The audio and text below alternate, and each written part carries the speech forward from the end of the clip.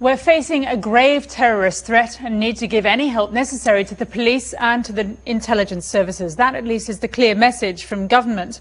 But can we trust the security services to be transparent? And are we entitled to use examples from Northern Ireland, the last time Britain was told it was under terrorist threat, as a guide? Nina Tegerty reports now on a case that raises disturbing questions about the conduct and transparency of Britain's intelligence services.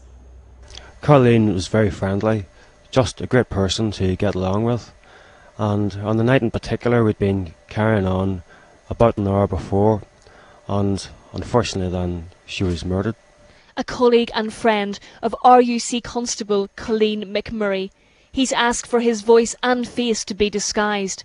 He remembers the night in 1992 when she was killed by an IRA bomb in Newry, a town in County Down. At the debriefing there was a lot of tears and whatnot that night because of who had been hit. She was that good a girl, you know. I think it's just got worse as time has moved on. Colleen McMurray was killed immediately, and her colleague Paul Slane, sitting beside her that night in the police car, lost his legs. He was later seen by millions around the world receiving the George Cross from the Queen on behalf of the Royal Ulster Constabulary.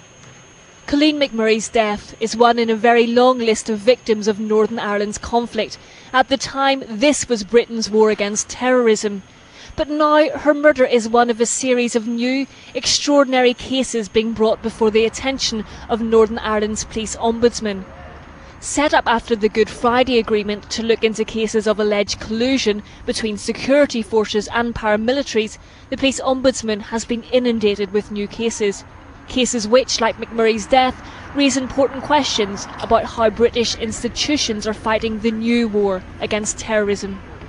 One of the saddest things about the collusion, which has indubitably been taking place in Northern Ireland for many, many years, is that members of the security forces, police officers and soldiers, have been casualties of shootings and bombings and attacks that could have been prevented. And her case is one of many cases that raise those kind of concerns. The police and the army in Northern Ireland had to use unconventional methods to infiltrate terrorist organisations. Special branch and military intelligence will argue that to secure such a high level of penetration into those terrorist organisations, you could not operate by using conventional policing techniques. You had to be unconventional. The question is, did the unconventional nature of those intelligence gathering techniques mean that agents inside the IRA, inside the UVF, had to be protected? And did protecting those agents mean that sometimes soldiers and police officers were sacrificed? This is Kevin Fulton. For many years he played a dangerous double game, a secret agent for MI5 working inside the provisional IRA. He now lives in hiding and has decided to talk about his experiences because he feels let down by the British state. I was told I had the full blessing of the Prime Minister. The Prime Minister was seeing the briefings on myself, on the intelligence that was gathered. The best way to describe it is, effectively I had to become a terrorist. I had to do the things that they were doing. Again, I was reporting all this back to my handlers. Whenever it could be done, operations by the IRA were frustrated, which meant they never got taken place. Sometimes the terrorists were caught and jailed, and sometimes people lost their lives. Fulton says that he told MI5 via his handler Bob that the attack in Newry, in which Colleen McMurray died, was going to happen. He also says that he passed on details of the bomb's design and the name of the bomb maker. The implication is clear. MI5 officers did nothing to prevent the attack.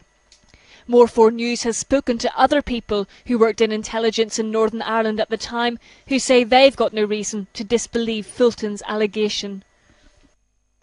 I was surprised with how close to the event he had met with them and debriefed them on the actual make-up of the bomb and how it was used and whatnot, you know. Even the propellant that was used in it. It surprised me that MI5 had been briefed on this. It was just a few days before. Of course the family is totally devastated by it. I mean, it's a government agency. It's a government agency. That shouldn't be allowed to happen.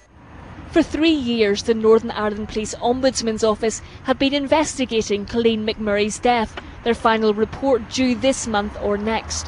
We've learned that the Ombudsman will also be looking into phone calls made to Newry Police Station on the day of the attack that bear out Fulton's allegations.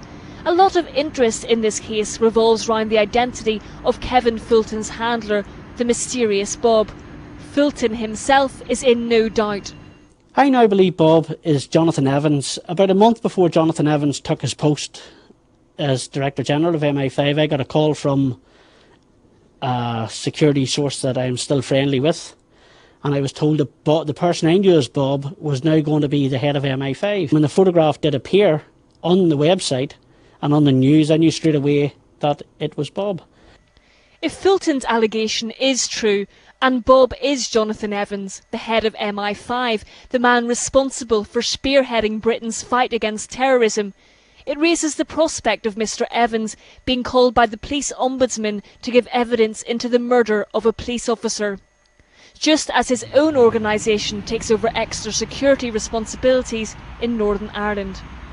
More 4 News has spoken to an intelligence source in Northern Ireland who also identifies Bob as Jonathan Evans and said he met Mr Evans once in a Belfast bar with Kevin Fulton.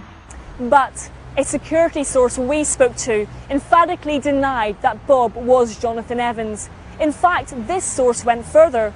They said that Mr Evans never actually set foot in Northern Ireland in a professional capacity.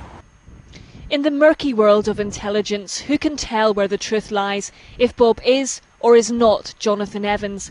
But at a time when the police and MI5 are asking for the public's help in the campaign against Islamic terrorism, these sort of allegations are probably the very last thing the authorities want.